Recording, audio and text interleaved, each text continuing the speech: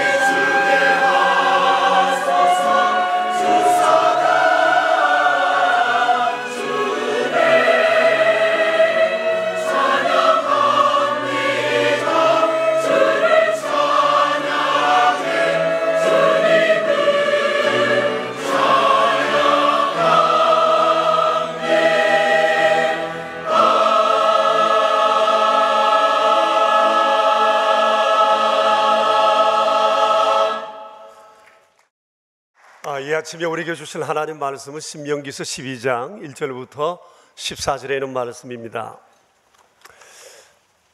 이는 살아계신 하나님의 말씀입니다. 신명기서 12장 1절부터 14절에 있는 말씀, 우리 함께 주의 말씀을 받들어 읽겠습니다. 내 조상의 하나님 여호와께서 내게 주셔서 차지하게 하신 땅에서 너희가 평생에 지켜 행할 규례와 법도는 이러하니라. 너희가 쫓아낼 민족들이 그들의 신들을 섬기는 곳은 높은 산이든지 작은 산이든지 푸른 나무 아래든지를 막론하고 그 모든 곳을 너희가 마땅히 파멸하며 그 주상을 헐며 주상을 깨뜨리며 아세라 상을 불사르고 또 그 조각한 신상들을 찍어 그 이름을 그곳에서 멸하라. 너희의 하나님 여호와께는 너희가 그처럼 행하지 말고 오직 너희의 하나님 여호와께서 자기의 이름을 두시려고 너희 모든 지파 중에서 택하신 곳인 그 계실 곳으로 찾아 나아가서 너희의 번제와 너희의 제물과 너희의 11조와 너희 손의 거제와 너희의 서원제와 낙한 예물과 너희 소와 양의 모든 것들을 너희는 그리로 가져다가 드리고 거기 곧 너희 하나님 여호와 앞에서 먹고 너희의 하나님 여호와께서 너희의 손으로 수고한 일에 복 주심으로 말미암아 너희와 너희의 가족이 즐거워할지니라. 우리가 오늘 여기에서는 각기 소견대로 하였거니와 너희가 거기에서는 그렇게 하지 말지니라.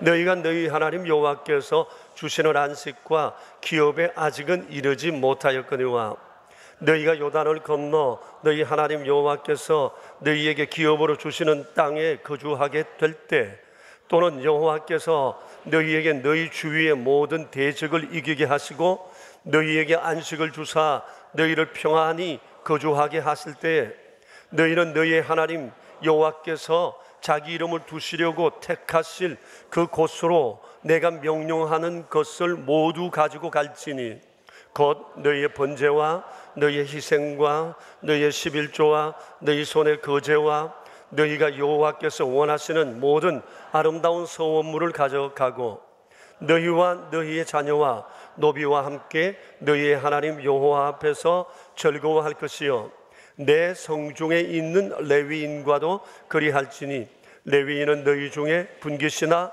기업이 없음이니라. 너는 삼가서 내게 보이는 아무 곳에서나 번제를 드리지 말고 오직 너희의 한 지파 중에 여호와께서 택하실 그곳에서 번제를 드리고 또 내가 내게 명령하는 모든 것을 거기서 행할지니라. 아멘. 지난 주간 우리는 나를 존중히 여기는 자를 내가 존중히 여기리라는 주제로 신앙수련회를 가졌습니다. 5일 동안 잠옷실에 이르기까지 거의 10,000원을 이루었습니다. 은혜를 사모하는 성도들의 갈망을 하나님께서 아주 기뻐하셨으리라는 생각이 들었습니다. 신앙수련회 기간 동안 우리의 고민은 하나였습니다. 신앙생활이 과연 뭐냐라고 하는 것이었습니다. 그 결론은 그것은 하나님을 존중히 여기는 거다는 것이었어요. 이것이 결국 하나님을 향해서는 love God으로 나타나고 또 사람을 대하여서는 love people로 드러나게 되는 것입니다. 오늘 우리가 신명기서를 읽게 되었는데 신명기서의 주제도 똑같습니다. 여호와를 존중히 여기는 삶을 살라라고 하는 겁니다. 당시 이스라엘 백성들은 출애굽한 지 40년 거의 막바지에 이르러 약속의 땅을 바로 지척에 두고 있었습니다. 그들의 마음은 이미 가나안 땅에 가 있었을 것입니다.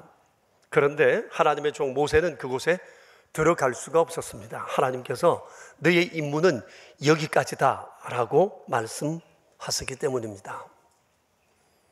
이제 모세는 얼마 지나지 않으면 정들었던 주님의 백성들과 함께 이별할 수밖에 없습니다.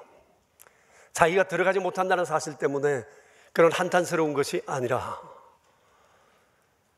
자기가 그곳에 함께 들어가면 계속해서 백성들을 지도하고 믿음으로 잘 세울 수가 있겠는데 이제 자기가 들어가지 못하는 그 땅에서 주의 백성들이 어떻게 살아갈까에 대한 책임감이 너무너무 컸습니다. 그래서 그들에게 당부하고 싶은 것이 굉장히 많았습니다. 그것이 바로 신명기서의 내용입니다. 그때 하나님께서는 모세의 마음을 감동하셨고, 모세는 하나님의 감동하신 이 마음으로 그들에게 주의 말씀을 전했던 것입니다. 그 내용은 이미 하나님께서 모세에게 말씀하셨던 출애굽기, 레위기, 민수기에서의 말씀을 총망라하고 거기에다가 자기의 간절함을 담아 신명기에서의 말씀을 기록하고 가르쳤던 것입니다. 그러니까 신명기서는 하나님의 마음과 함께 그 백성을 향한 사랑하는 모세의 절절한 마음이 녹아있는 말씀이라 말할 수가 있습니다. 여러분 한번 생각해 보세요. 모세가 정말 하고 싶은 얘기 다 했을 겁니다. 그리고 인생 120년을 살아온 위대한 하나님의 사람이 마지막 자기가 사랑하는 사람들에게 주고 싶은 얘기였으니까 그 얘기가 얼마나 간절했을까. 잠언서에서는 이런 말씀을 하고 있습니다. 너희는 샘무리 앞에 일어서라고 그랬습니다. 사람이 나이가 많으면 나이 많은 것 그 자체로 이미 존경을 받아야 하고, 그가 하는 말 한마디 한마디는 어떤 책보다도 위대한 언어라고 하는 것을 말씀하고 있습니다. 120년을 살아오면서 산전수전 다 겪은 모세의 감동 어린 얘기입니다. 그리고 40년 동안 하나님의 백성의 지도자로, 민족의 지도자로 살아오면서 그가 그 백성들을 향한 애정이 얼마나 크고 깊었는지 몰라요. 이 마음에서 온 정성을 쏟아내어 전한 얘기가 바로 신명기서입니다. 그러니 여러분, 우리가 이 신명기서의 마음이 확 끌리지 않을 수가 없습니다. 긴 내용이지만 전체 내용을 한 세 가지로 요약할 수가 있습니다. 하나는 지난 날 동안 하나님께서 너에게 베풀어 주신 은혜를 잊지 말라는 거예요. 그리고 지나온 과정들을 하나하나 이렇게 짚어주었습니다. 둘째는 하나님의 백성으로서 살아가면서 지켜야 할 의무에 대한 가르침입니다. 그리고 또 다른 하나는 하나님의 약속을 기억하고 그 약속에 순종함으로 인해 하나님의 약속하신 복을 받아 누리는 백성이 되라는 축복에 관한 내용이었습니다. 오늘은 이 내용 가운데 두 번째, 하나님의 백성으로서 지켜야 할 의무에 대해 말씀을 드리려고 합니다. 우리가 읽은 본문에 바로 그 내용이 나와 있습니다. 여러분 1절 말씀을 먼저 한번 같이 읽어보겠습니다. 내 조상의 하나님께서 내게 주셔서 차지하게 하신 땅에서 너희가 평생에 지켜 행할 규례와 법도는 이러하니라. 그리고 쭉 말씀하셨어요. 그렇습니다. 하나님의 백성된 우리에게는 우리가 평생에 걸쳐 지켜야 할 규례와 법도가 있다고 하는 겁니다. 크게 두 가지입니다. 하나는 하나님과의 관계윤리입니다. 이것을 우리가 잘 사용하는 말로 말하면 love God, 하나님을 존중히 여기는 것입니다. 그리고 다른 하나는 하나님 사람들의 사회윤리입니다. 이 중에 우선되는 것은 하나님과의 관계윤리입니다. 하나님하고 관계가 바로 되어야 이 힘과 이 감동으로 하나님을 생각하며 우리에게 주어진 여러 사회적 활동을 효과적으로 그리고 바르게 행할 수 있다고 하는 거예요. 모세가 신명기서를 통해서 백성들에게 가르쳐 주고자 했던 것이 바로 그거였습니다. 전문 신앙인으로 기르는 것이 모세의 목적이 아니었어요. 성소 전문가로 만드는 것이 그의 목적이 아니었어요. 그건 소수의 레위인들과 제사장들이 하면 돼요. 백성들을 향해서 모세가 정말 하고 싶었던 그 얘기는 신앙으로 잘 훈련된 훌륭한 사회인으로 키우고 싶은 거였습니다. 그래서 신명기서를 준 것입니다. 모든 성도들이 여호와의 신앙으로 잘 무장되어서 가정을 믿음으로 세우고 정치, 사회, 경제, 문화를 바로 세워가는 사람 되게 하려는 것이 모세의 그 백성들을 향한 바람이었습니다.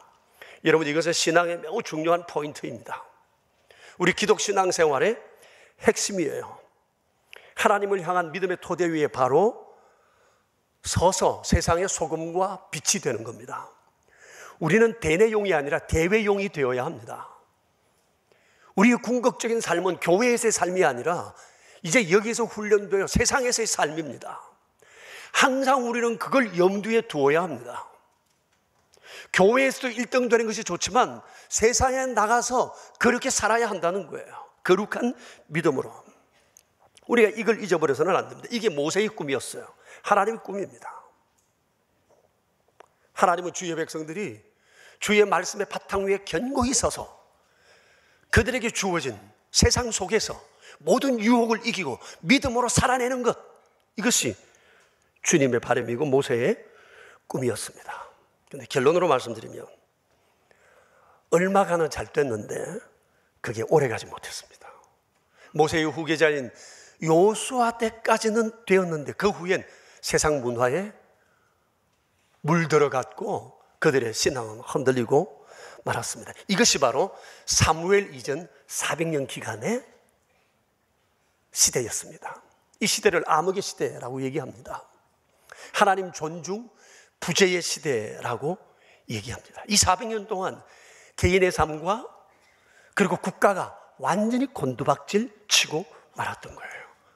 신명기서를 통해 이렇게 되지 않기를 바라서 그토록 가르쳤는데 그들은 그러지를 못했어요. 왜 그랬을까요? 집도 있고 땅도 있고 인프라도 너무 잘 돼 있어요. 하나님께서 그들이 필요로 한 모든 것들을 다 구비시켜 주셨는데 왜 그 모든 것을 넉넉히 가지고도 삶에 실패했을까? 성경은 한마디로 말씀합니다. 하나님과의 관계에 실패했기 때문입니다. 그래서 하나님이 주신 모든 실력, 힘, 재주, 물질, 이걸 선용하지 못했던 거예요. 바르게 활용하지 못했던 것입니다. 오히려 거기에 녹아져 들어가서 거기에 붙잡혀 유혹에 빠지고 세상길로 향했던 것입니다. 하나님과의 관계가 안 되니까 삶에 힘이 없었던 거예요. 이 세월을 400년을 살았습니다. 그러니 여러분, 그들의 조상 대대로 삶이 얼마나 처절했을까 우리가 충분히 짐작할 수가 있는 것입니다. 그런데 이 400년의 공백을 딛고 등장한 사람이 사무엘입니다. 그가 와서 한 일은 크게 말하면 하나예요. 하나님을 존중히 여기는 삶을 살라는 겁니다. 그러면서 그가 백성들에게 가르치고자 했던 것이 뭔고 하니 하나님께서 모세의 시대 때 그 백성들을 향해서 행하셨던 그 일을 사람들에게 부각시키고 기억하게 하고 하나님의 은혜를 알고 하나님을 존중히 여기는 삶을 살라고 하는 것이었어요. 그때 이 사무엘의 지도를 받으면서 길러진 정치인이 다윗입니다. 다윗은 신앙으로 무장된 정치인이었어요. 이게 모세가 진정 가르치려고 하는 것이었습니다. 왕은 왕답게, 백성은 백성답게 자신들의 삶의 처소에서 믿음을 드러내며 자라가고자 하는 것, 이게 모세가 진정 원했던 것이었습니다. 신앙으로 무장된 시민의식, 바른 시민, 훌륭한 사회인, 바로 그거였던 것입니다. 오래전에 독일 사람 막스 베버라는 사람이 프로테스탄트 윤리와 자본주의의 정신이라는 책을 썼는데 그 내용은 기독교 정신이 서구 자본주의에 끼친 영향이 무엇인가 라고 하는 것이 전체 주제로 되어 있습니다. 막스 베버는 거기에서 기독교의 생활 윤리인 건면, 검소, 청지기 정신, 그리고 자기 분수를 알고 행하는 것, 이런 것들이 서구 자본주의의 바탕이 되었다고 얘기를 합니다. 개인과 공동체, 국가를 세우는 기틀이 되었다는 거예요. 이것은 종교개혁과 그리고 그 뒤에 청교도 운동과 그리고 기독교 대부흥 운동을 통해서 정치, 사회, 문화, 경제적인 전반에 큰 영향을 미쳤고 그것이 서구 자본주의의 바탕이 되고 그것이 전 세계에 영향을 끼치는 하나의 통로가 되었다고 얘기를 합니다. 세월은 흘렀습니다. 그리고 오늘에 이르렀습니다. 지금은 어떻습니까? 안타깝게도 그 정신은 사라지고 자본주의만 남게 되었습니다. 우리가 아는 것처럼 지금 우리가 살아가는 이 시대는 역사의 그 어느 시대보다도 풍요함을 누리고 있습니다. 그런데 그 어느 시대보다도 많은 문제를 안고 살아가고 있습니다. 왜 그럴까요? 정신은 없고 껍데기만 남아서 그런 거예요. 성경적 가치관을 가진 정치인, 경제인, 과학자, 문화 예술인이 드물기 때문에 그렇습니다. 여러분 아시는 것처럼 서구 사회의 정치인들 가운데 많은 사람들은 그리스도인들입니다. 우리나라도 그러합니다. 국회의원들 가운데 3분의 1이 크리스찬입니다. 그런데 문제는 성경적 가치관을 가지고 세상 가운데 가치관을 드러내며 살아가는 정치인들이 드물다고 하는 거예요. 그래서 정치가 산으로 가는 겁니다. 국가와 국민을 위한 정치가 아니라 정치인들을 위한 정치가 되고 있는 겁니다. 그리고 각 나라 국가 지도자들은 온 세상을 지구촌이라고 하나로 묶어놓고 서로 촌장되려고 다투고 있는 것입니다. 협잡이 일어납니다. 속임이 일어납니다. 전쟁을 준비하고 있습니다. 문화예술 역시 화려함과 재미는 있습니다. 그런데 성경적 가치관이 빠지고 나니까 문화라는 이름 하에 음란, 퇴폐, 이념으로 도배되고 그리고 저질 엔터테인먼트가 사람들에게 즐거움을 주고 있지만 그 즐거움이 지나고 나면 허전해지는 것입니다. 경제 역시 풍부한데 천민자본주의가 판을 치고 있습니다. 그래서 풍조 속에서 빈곤을 느끼고 있는 겁니다. 모세가 그 시대 백성들에게 이렇게 되지 않기를 원해서 신명기서를 가르쳤던 것입니다.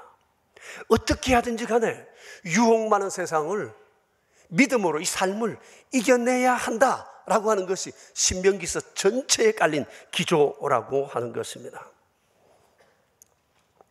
피를 토하는 심정으로 2달이 넘도록 그런 백성들에게 적어가며 가르쳤습니다. 이것이 너희가 하나님 주시는 땅에 들어가면 평생 지켜야 할 규례와 법도라고요. 근데 그들은 실패하고 말았습니다. 이 실패한 역사를 거쳐 오늘 우리가 여기에 있습니다. 그들의 실패를 반복하지 않기 위해서 우리 그리스도인들의 세상 속에서 어떻게 살아가야 할까? 그것을 오늘 12장은 우리에게 말씀하고 있습니다. 오늘 12장에서 모세를 통해 하나님께서 강조하고 있는 것이 뭔고 하니 예배자의 삶입니다.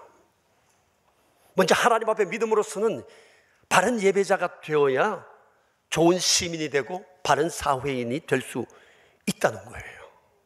그래서 모세는 그 백성들에게 하나님이 기뻐하시는 바로 그 예배를 디자인해 주고 있는 겁니다. 크게 보면 4가지 예배 디자인을 하고 있습니다. 첫째는 우상과 우상의 제단을 깨뜨리라는 거예요.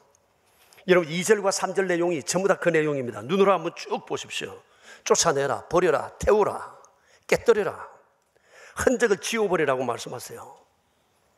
여러분 지난주 우리 봤죠? 민수기서를 통해서 우상 숭배의 유혹이 얼마나 강한가, 얼마나 파괴적인가, 그것이 얼마나 하나님의 진노를 사는 일인가라고 하는 겁니다.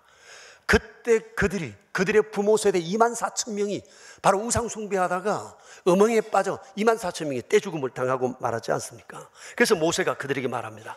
하나님이 주신 땅에 들어가서 제일 먼저 해야 할 일, 그것은 우상을 깨뜨리고 없애고 흔적조차 지워버리는 거라고 얘기합니다. 그렇지 않으면 그것이 너희에게 올무가 될 것이라고 하는 것입니다.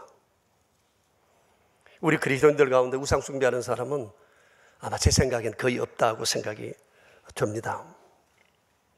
노골적으로 우상 숭배하는 사람은 없지만, 그러나 우리 중에 이방 종교나 전통적인 주술을 문화적인 측면으로 보고 적당하게 용납하는 사람들은 들어 있습니다. 예컨대 요가, 단, 템플스테이 같은 거예요. 건강과 웰빙이라는 이름으로 우리 생활 속에 깊숙이 들어와 있습니다.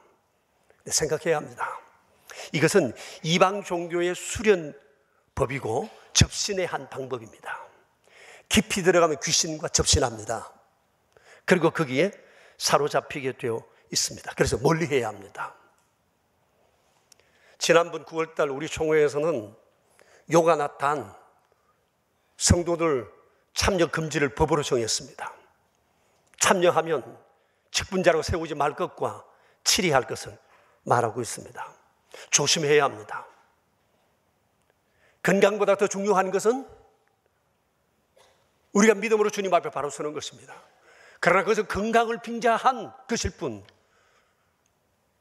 영육 간의 바른 건강으로 인도하는 것이 아니라는 사실을 우리가 분명히 알아야 합니다. 그리고 어떤 사람은 손금, 관상, 풍수, 사주 같은 것을 통계의 한 유형으로 보고 이건 생활에 참고해도 된다고 생각을 합니다. 한번 제가 노예 갔더만 어떤 목사님이 제게 손금을 봐주겠다고 그래요. 정신 나간 사람입니다, 이거. 통계라는 통계. 통계는 무슨 통계? 혹시 여러분 주변에서도 관상을 보거나 손금을 보는 그런 코이 친구들 혹시 없어요? 있구나. 그리고 지금 역술인들은 금년을 황금개의 해라고 그러면서 아주 살판이 났습니다. 그래서 원래 태어나는 아이들은 참 복이 많대요. 만인으로부터 사랑받고 충성심도 있고 용기 있는 아이들로 자랄 것이라고. 그래서 황금띠 해의 운을 누리려고 하면 이런저런 일을 해야 된다고 얘기를 합니다. 여러분 어떻게 생각하세요? 뭐 그렇게 심각하게 생각하세요? 정신 차리세요. 여러분 올해는 황금개의 해가 아니고 2018년도입니다. 그리고 한마디 더 하면 개띠입니다. 똥개띠. 누렁개, 보신탕용. 그런데 이걸 이 역술인들이 금박으로 포장해가지고 이걸 주술화하고 상술화 한 것입니다. 신경 쓸 거 하나 없어요. 괜히 그런 일에 관심 뺏길 것도 없고 기대할 것도 없어요. 올해는 2018년이라니까요. 차라리 국가 정책을 들여다보세요. 세계 돌아가는 동향을 보세요. 황금개가 해주지도 않고 그런 말은 아예 없는 만들어낸 얘기라는 것을 기억해야 합니다. 그런데 그걸 무시하자니까 좀 찜찜하죠. 그래도 우리가 분명히 알아야 합니다. 주님 말씀 들으셔야 합니다. 악은 모양이라도 버리라고 했습니다. 이런 것을 분명히 선을 긋지 않고 여기에 대한 분명히 신앙적 해답을 갖추지 않으면 넘어지는 것은 시간 문제라고 하는 것입니다. 그래서 여러분 하나님을 향한 예배를 드리기 전에 먼저 정리해야 될 것이 이 부분입니다. 우상의 산재, 흔적들 지워버리라는 거예요. 이런 데 있어서는 미련조차도 갖지 말라고 하는 것이 하나님의 말씀이에요. 그래서 모세를 통해서 하나님께서 첫 번째 예배 디자인 하십니다. 우리 주변에 이런 것들을 지우라는 겁니다. 파괴하라는 거예요. 없애라는 거예요. 그 다음부터 예배예요. 둘째 뭐라고 그랬죠? 하나님 택하신 곳을 찾아가서 예배하라고 했습니다. 여러분 5절을 한번 보십시다. 5절 보시면 오직 너희의 하나님 여호와께서 자기의 이름을 두시려고 너희 모든 지파 중에서 택하신 곳인 그 계실 곳으로 찾아 나아가서 예배하라. 그게 밑줄 칠까요? 택하신 곳인 그 계실 곳으로 찾아 나아가서라고 했어요. 그리고 11절을 보십시오. 여기도 동일한 말씀이십니다. 그곳으로 가서 예배하라. 13절도 보십시오. 아무 데서 예배하지 마라. 14절 여호와께서 택하신 그곳에 가서 예배하라고 말씀하세요. 당시에는 이 택하신 곳이 성막이었습니다. 그리고 여호수아는 들어와서 실로라는 곳에 성막을 세웠습니다. 그 이후에 다윗이 성막을 자기가 살고 있는 곳으로 다시 옮겨왔고 그 이후에 솔로몬이 성전을 건축하게 되었습니다. 하나님께서 말씀하세요. 반드시 내가 택한 그곳에 와서 예배하라고 말씀하세요. 왜냐하면 당시 이방인들은 자기들이 살고 있는 그곳에서 어디든지 자기들 편한 대로 자기들 보기 좋은 곳에 제단을 만들고 자기 신을 숭배했기 때문에 하나님께서는 우상 숭배와 여호와 신앙은 분명히 차별화되어야 한다는 마음에서 이 말씀을 하신 것입니다. 그래서 여호와께서 택하신 그곳에 찾아가서 하나님을 예배하라고 말씀하시는 겁니다. 여러분, 찾아가서 예배한다는 것은 자기 편의주의를 따라 자기 편한 대로 예배하라는 얘기가 아니에요. 오늘도 우리가 찾아왔습니다마는 찾아오는 예배가 중요해요. 그러려면 시간도 내야 됩니다. 또 준비도 해야 됩니다. 챙길 것도 많습니다. 신경 써야 될 것이 많이 있습니다. 그런데 이방인들은 자기 편한 대로, 자기 드리고 싶은 대로 어디서나 자기 편한 장소에서 그저 자기 신의 이름을 부르는 겁니다. 그런데 하나님은 그걸 금하셨어요. 너희는 그 땅에 가서 그렇게 하면 안 된다고 분명히 말씀하셨습니다. 그렇다고 볼 때 오늘날 우리 주변에 있는 인터넷 예배, TV 방송 예배, 이거 문제가 많습니다. 특별한 경우에 한해서는 할 수 있으나 이것이 습관적으로 되면 아주 잘못된 것입니다. 우리 교회 지금 3부 예배는 실시간으로 동시에 전 세계로 나가고 있습니다. 이걸 할까 말까에 대해서 고민이 많았습니다. 왜냐하면 이것에 맞들여 가지고 습관적으로 드리려는 사람들이 생길 수 있기 때문에 그렇다는 거예요. 그러나 여러분, 이것은 특별한 경우에 한해서 드릴 수는 있으나 습관이 되면 안 됩니다. 왜냐하면 자기 편의적인, 자기 주도적인, 자기 편하기 위해서 드리는 예배를 주님은 금하셨기 때문이에요. 너희는 하나님께 그렇게 하면 안 된다고 말씀을 하십니다. 그리고 세 번째, 예배 정신입니다. 베풀어 주신 하나님의 은총, 복을 기억하고 감사하고 즐거워하라는 거예요. 7절, 11절, 12절 보십시오. 복을 기억하고 즐거워하라는 거예요. 이게 예배 정신입니다. 여러분, 우리 예배는 무엇을 얻기 위해서 드리는 것이 목적이 아니에요. 예배는 소원을 비는 것이 예배가 아니라는 겁니다. 예배란, 하나님을 향한 예배란 하나님께서 우리에게 주신 복을 헤아려 감사하고 그것을 사람들과 함께 간증하고 드러내며 즐거워하는 것, 그게 예배입니다. 우상 숭배는 자기 소원 성취가 목적이에요. 그런데 우리 기독교 예배는 하나님이 주신 복을 송축하는 자리예요. 나는 받은 복이 없는데요, 이러는 사람들이 있습니다. 여러분, 그런 소리 하지 마세요. 예수님 믿고 하나님의 자녀 된 것이 얼마나 큰 복인지 모릅니다. 지난주 우리 말씀 보지 않았습니까? 민수기서 22장 12절에서 주님 뭐라고 그러셨어요? 이들은 저주도 먹히지 않은 사람들이다. 그리고 그들은 이미 복을 받은 사람들이라고 말씀을 하세요. 하나님께서 우리에게 주신 복, 이미 이루어진 복, 이루어질 복이 한 권 가득입니다. 복 못 받았다 말하지, 몰라서 그런 거예요. 무식해서 그런 거예요. 그리고 보십시오. 십자가 연으로 생각해 주십시오. 우리의 죄값으로 말미암아 우리가 저주받아야 할 이 십자가에 예수님께서 죄값을 담당하시고 돌아가셨어요. 그리고 우리를 죄와 사망과 저주로부터 해방시키시고 자유함을 주시고 천국 백성 되게 하신 것입니다. 이게 여러분 제물로 할 수 있는 일인가요? 그렇지 않잖아요.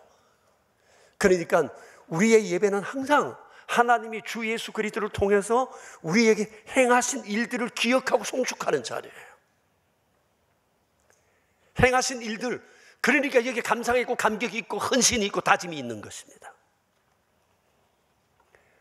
넷째입니다. 예물과 제물을 드리라고 말씀을 하십니다. 6절을 같이 한번 읽어보겠습니다. 너희의 번제와 너희의 제물과 너희의 11조와 너희 손의 거제와 너희의 서원제와 낙헌 예물과 너희 소와 양의 처음 난 것들을 너희는 그리로 가져다가 드리고 라고 하셨습니다. 여러분, 여기에서 우리가 좀 이해하기 어려운 몇몇 용어가 있습니다. 번제입니다. 번제는 하나님 앞에 헌신의 마음을 담아 드리는 거예요. 하나님께서 우리에게 주신 바 은혜가 너무 크니까 나도 주님 앞에 그렇게 살겠습니다 라고 하는 감격의 믿음의 반응이에요. 그래서 번제를 드릴 땐 흠없는 짐승을 잡다가 가죽을 벗기고 난 다음에 가죽은 버리고 그 짐승을 깨끗하게 씻어 제가 될 때까지 태워드리는 겁니다. 다시 말하면 하나님께서 내게 주신 은혜가 너무 커서 나도 내게 있는 것 깨끗하게 남김없이 다 태워 드리겠습니다 라고 하는 다짐이에요. 이게 신앙의 핵심입니다. 받은 바 은혜가 크기 때문에 내가 드리지 못해서, 드릴 것이 없어서 못 드릴 뿐, 드려도 못 다 드리고 싶은 심정, 그것이 바로 성도의 심정이 되어야 한다는 거예요. 그게 바로 번제정신이에요. 찬송가 143장에 그런 가사가 있잖아요. 5절에 널 울어도 눈물로서 못 갚을 줄 알아 몸 밖에 드릴 것 없어 이 몸 바칩니다. 이게 번제정신입니다. 이게 그리스도인의 삶의 핵심되는 내용입니다. 두 번째, 주님 너희의 11조를 드리라고 했어요. 제가 이 얘기를 빼고 말씀했으면 참 좋겠는데, 그러나 주의 말씀 안에 있으니 잘 들으세요. 여러분, 기도나 성경 읽기는 몇 번 해라는 얘기가 없어요. 그런데 헌금은 10분의 1이라고 기준을 명시하셨어요. 11조는 하나님께서 내게 주신 모든 소득이 다 주께로부터 왔다는 것을 인식하고 이것을 감사하고 감격함으로 11조를 바치는 10분의 9를 달라 그랬으면 어쩔 뻔했겠어요. 그런데 감사하게도 10분의 1을 주님은 가져오란 말씀입니다. 이거 주님이 우리 흑심이 있어서 그런 것이 아니고 이걸 통해서 주의 은혜를 기억하는 수단으로 삼기 위해서예요. 혹시 여러분은 지금 11조를 드리는 생활을 하고 계신가요? 아니면 이 문제 때문에 금년도 들어서 고민을 하거나 갈등하고 계신 분은 아니 계십니까? 혹시 오늘도 11조 드리자 말자 해가지고 싸우고 하다가 이 자리에 나오신 분들은 혹시 안 계시는지 모르겠어요. 여러분, 이 말씀 앞에서 한번 11조를 드리는 문제를 한번 고민해 보세요. 그리고 싸우면서 헌금 드릴 필요는 없어요. 다투지 마세요. 하나님께서 그런 헌물을 기쁘게 받으실 리가 없잖아요. 하나님은 우리의 돈을 좋아하시는 분이 아니세요. 그걸 통해 우리의 믿음을 되살리고자 하시는 것이거든요. 그래서 혹시 부부 중에 한쪽이 11조에 대한 믿음이 아예 없으면 싸우면서 고태여 드리면 안 돼요. 드리지 마세요. 그러나 세례를 받은 사람으로서, 그리고 교회 서리집사라고 하는 직분을 가진 사람으로서 아직 11조를 드리고 있지 않다면 내 믿음의 정도를 다시 한번 생각해 보셔야 합니다. 그 다음 주님 거제를 드리라고 그랬어요. 거제, 도시 이름이 아니에요. 거제, 이 말은 한자말 그대로 덜어서 번쩍 덜어 드리는 제사라, 이런 뜻이에요.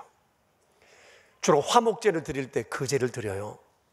모든 제물들은 태워드리거나 그렇게 하지만 화목 제물은 드리고 난 다음 드리는 사람들이 함께 이 음식을 나누어 먹어요. 그럼 짐승을 잡았는데 짐승을 드려야 되는데 나머지는 제단 위에 올라서 태우면 되는데 화목 제물은 그게 아니거든요. 그런데 짐승 중에 부분 자르면 제일 무거운 게 뭐겠어요? 뒷다리, 앞다리, 갈비짝 이런 거잖아요. 그래서 그걸 잡아서 주님 앞에 들었다 놓는 게 예배예요. 그 예배는 주님은 그렇게 하라는 거예요. 그리고 들었다 놓고 내게 태워드리지 말고 너희끼리 나누라고 그래요. 주님의 배려예요. 그래서 예배는 잔치 분위기가 나는 거죠. 교회 주일은 그렇습니다. 그 다음에 서원 제물이라고 그랬는데 이것은 하나님 앞에 특별한 은혜를 받고 싶어서 주님 앞에 약속하는 겁니다. 하나님 이렇게 해주시면 제가 이렇게 살겠습니다 라고 하는 약속이에요. 지난주 우리가 봤죠. 사무엘의 어머니 한나가 자식 낳지 못한다고 구박을 받고 너무너무 서러워서 눈물로 하나님 앞에 기도했어요. 내게 아들 하나 주시면 내 하나님 앞에 평생 바치겠습니다. 그래서 하나님께서 그 여인의 기도를 들으시고 아들을 주셨어요. 그게 사무엘이었어요. 이제 이 아들은 제게 아니고 하나님 겁니다. 하나님 뜻대로 썼어요. 그런데 이 사무엘이 정말 역사의 물줄기를 바꾸는 위대한 하나님의 사람이 됐잖아요. 정말 아름다운 서원 제물인 거예요. 사람도 서운 재물이 될 수 있고 물질도 시간도 우리의 삶도 그렇게 될 수 있는 것입니다. 그리고 낙헌 예물이라고 그랬는데, 낙헌 예물이라고 하는 것은 하나님 앞에 감사함으로 드리는 자원 예물이에요. 감사 예물이라 생각하면 돼요. 그리고 또 하나, 소와 양의 처음 난 것을 하나님께 드리라고 말씀을 하십니다. 이것은 유래가 있습니다. 출애굽할 때 마지막 모든 장자들과 첫 새끼들이 죽을 때 애굽의 모든 것들은 죽어서나 주의 백성들의 장자나 첫 새끼는 털끝 하나 상하지 않았습니다. 하나님께서 약속하셨거든요. 그때를 기념해서 주의 백성들은 평생을 살면서 첫째 것이 날 때마다 하나님께서 우리의 생명을 살려주신 것을 기억하여 이것을 드리라고 하는 것입니다. 자, 보십시오. 하나님은 우리의 물질에 흑심이 있는 분이 아니세요. 어떻게 하든지 간에 하나님이 우리에게 행하신 일들을 우리에게 기억시키고 싶으신 거예요. 그리고 존중이 여김으로 존중이 여김을 받는 인생 되게 하고 싶은 것이 하나님의 본뜻이라고 하는 것입니다. 여러분, 하나님께서는 모세를 통해 그의 백성들이 세상 속에서 바른 시민으로 참 좋은 사회인으로 살아가기를 참으로 원하셨어요.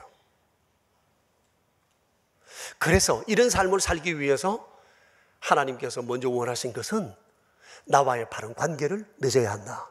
하나님과의 바른 관계의 제1번지가 바른 예배자가 되는 겁니다.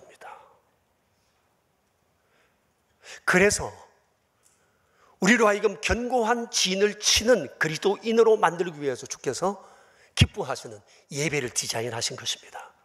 그리고 오늘 본문에 여러 번 예배를 반복해서 말씀하고 계세요. 그만큼 중요하기 때문입니다. 예배가. 그리고 우리가 하나님을 예배할 때 가장 중요한 것은 하나님이 내게 어떤 분이신가라고 하는 겁니다.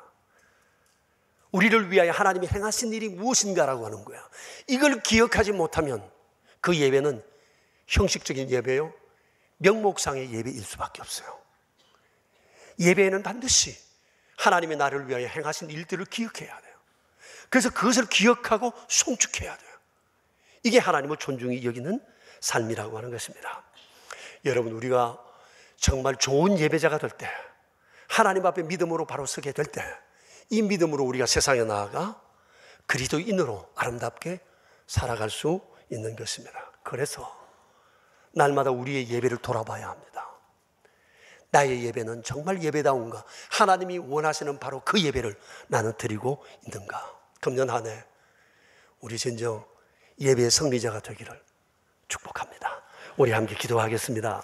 자신을 한번 돌아보면서 우리 기도했으면 좋겠습니다. 예배가 살아있어야 합니다. 하나님이 기뻐하시는 그 예배를 드려야 합니다. 오늘 주님은 예배 디자인을 우리에게 해주셨습니다.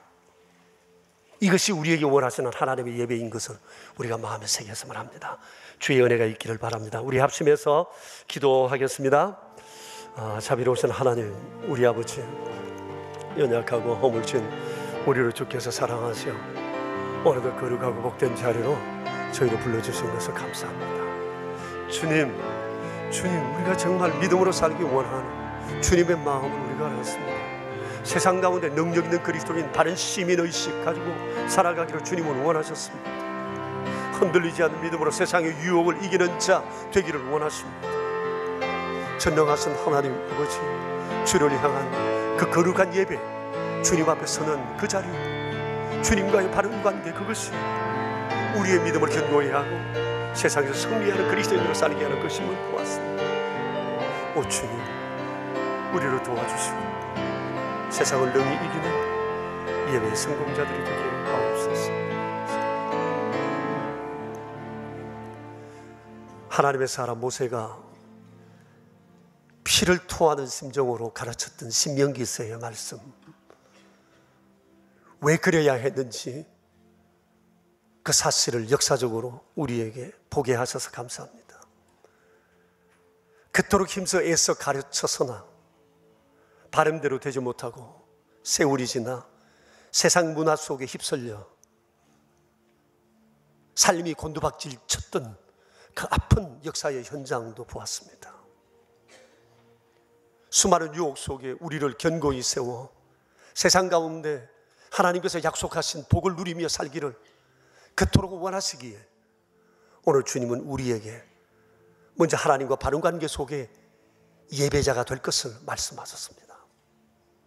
주여, 우리의 예배가 습관을 따라 드리는 예배가 되지 않게 하시고 정말 살아계신 하나님을 만나는 예배, 주께서 우리에게 행하신 놀라운 일들을 기억하고 송축하며 감격하고 반응하고 헌신을 다짐하는 그런 아름다운 예배가 되게 하여 주시옵소서. 우리 구주 예수 그리스도 이름으로 기도합니다. 아멘. 이 아침 저희에게 예배해야 할 이유, 또 주님을 높이며 찬양해야 할 그 이유를 알게 하셔서 감사합니다. 베풀어 주신 주님의 은총을 기억하며 저희가 적은 것 여러 모양으로 예물을 드렸습니다.